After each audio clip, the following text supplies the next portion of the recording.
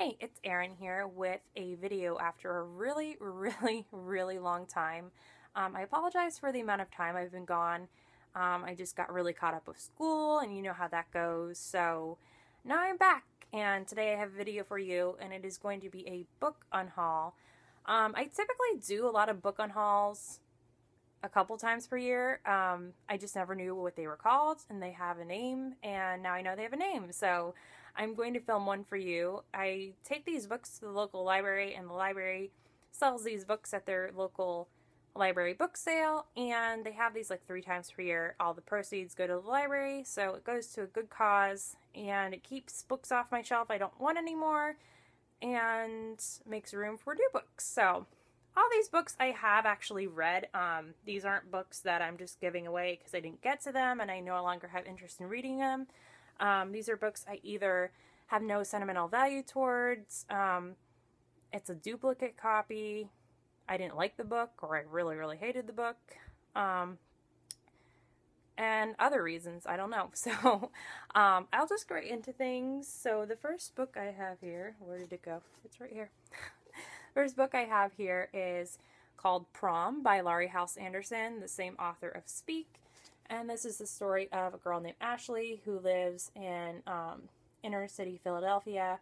One day at the high school they go to, they find out that the faculty advisor for the prom has stolen all the money. And this drama ensues and they don't know what they're going to do because prom's ruined and they don't have money to, put the prom on anymore. So Ashley, who didn't even want to go to prom, is now roped into this scheme of putting together this prom.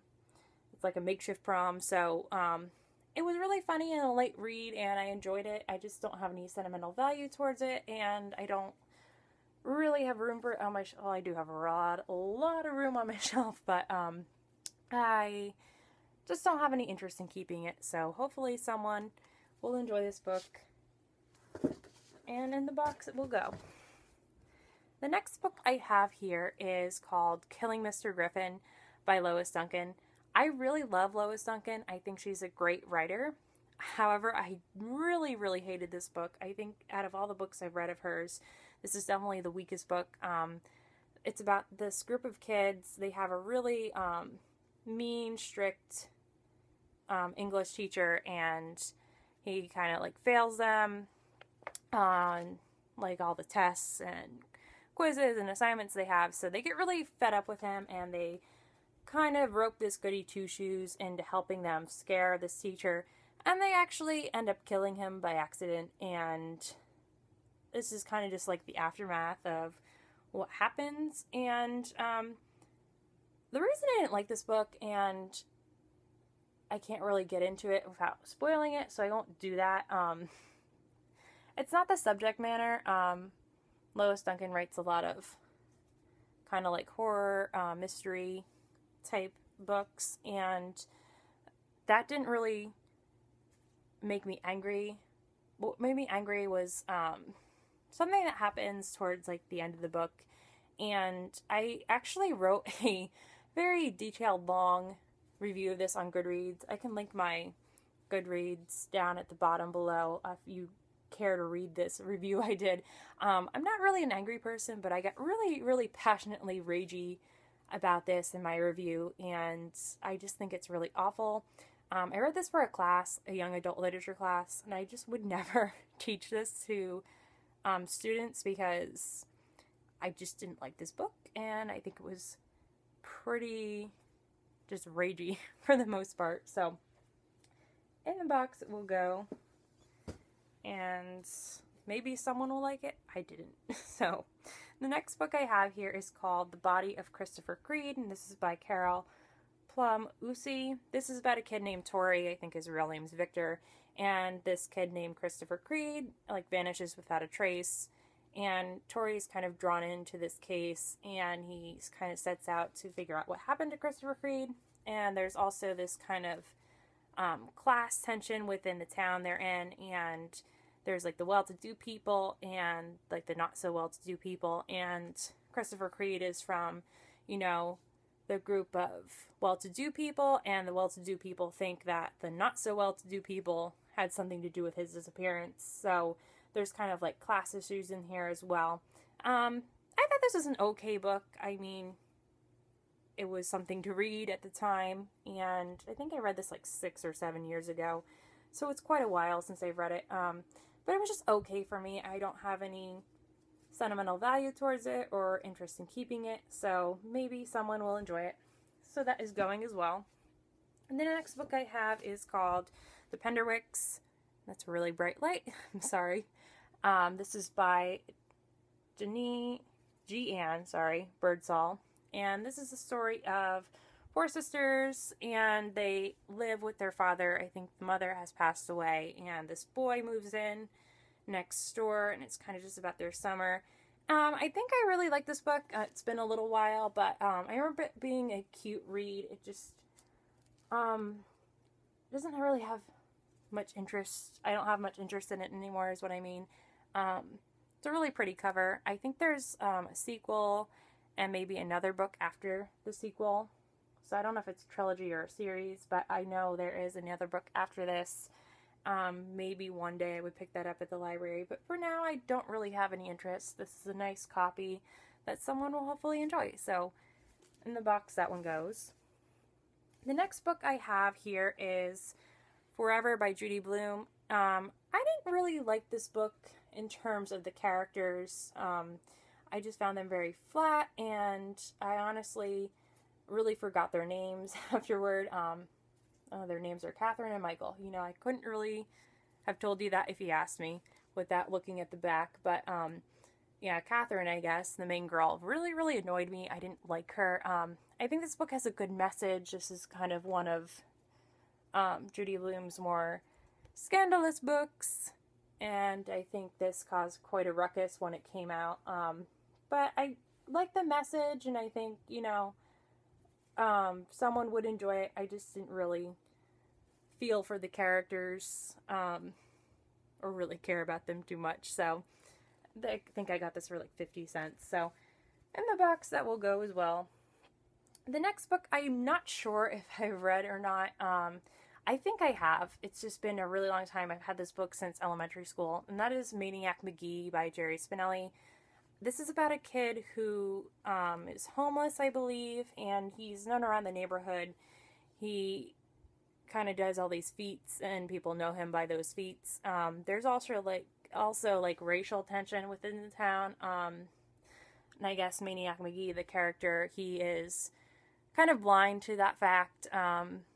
So it's kind of like that. I think I have read this book. It's just been a while. I don't really have any interest in rereading it. And I think I got this actually at a book fair in elementary school, so it was a free copy. So if I want to read this again, it's at the library, so someone will probably enjoy that. I really like Spinelli. I actually really love a book of his called Milkweed. If you like World War II set stories, you'd probably enjoy that book, so I would definitely check that out if you have the time and interest. So the next book I have here is called The Host by Stephanie Meyer. This is a dystopian, I believe, and I guess these people, these souls like occupy bodies of humans, and I actually watched the movie of this, and it was terrible. This is the one book out of this pile I haven't read yet. I actually got this book from my professor. She was having like a book club read-along type thing, and they were going to see the movie. I did neither of those things, and I feel really bad because one day she was just like, if you guys want a free book, you know, I have 30 copies of The Host in my office. We're going to be doing this, you know, book club and going to see the movie. And I was like, oh yeah, I'll go do that. And then I never did. So I'm really sorry, Professor. I really meant to. I had the best intentions. They just never happened. If I want to read this book, I know it's at the library, so I don't have any attachment to this book. It was a free book. Someone will enjoy it, I'm sure. So goodbye to you. The next book is actually a duplicate. This is called Voyage of the Dawn Treader by C.S. Lewis. This is the 5th story in the Chronicles of Narnia series, and I think I just bought this copy because it was really pretty and there are pictures in it.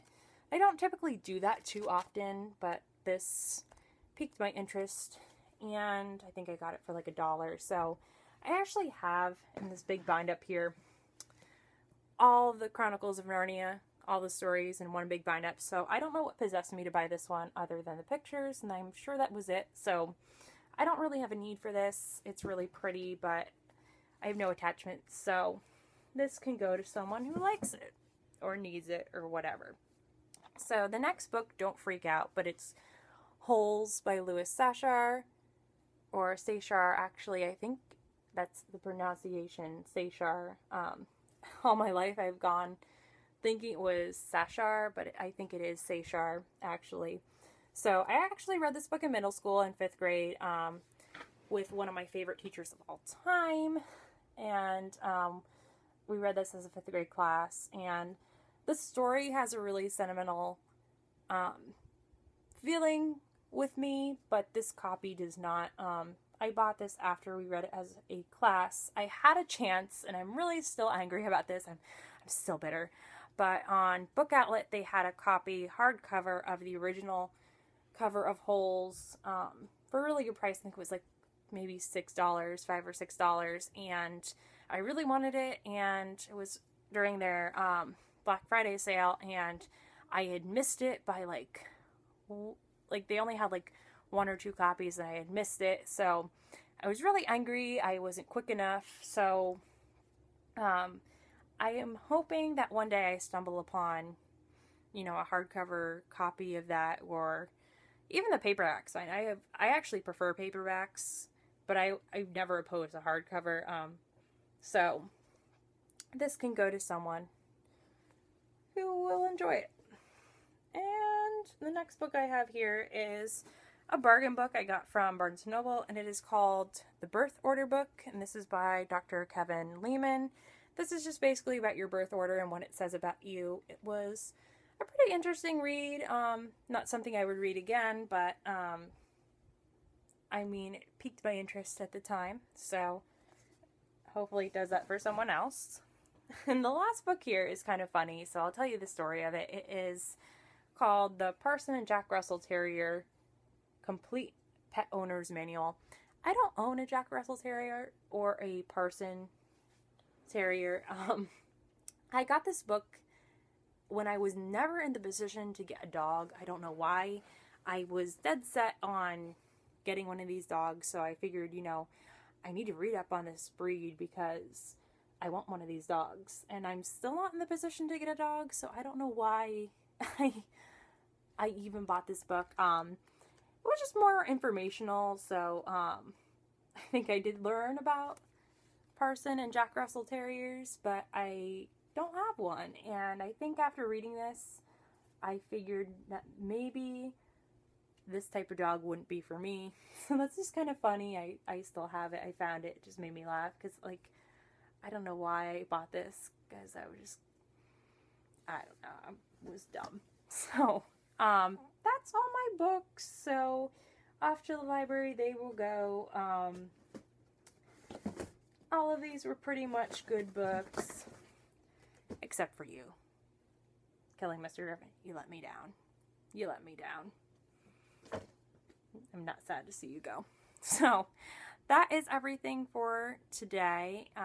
Thank you for watching. I will hopefully have more videos up this week or in the near future. And thanks for watching again. Bye-bye.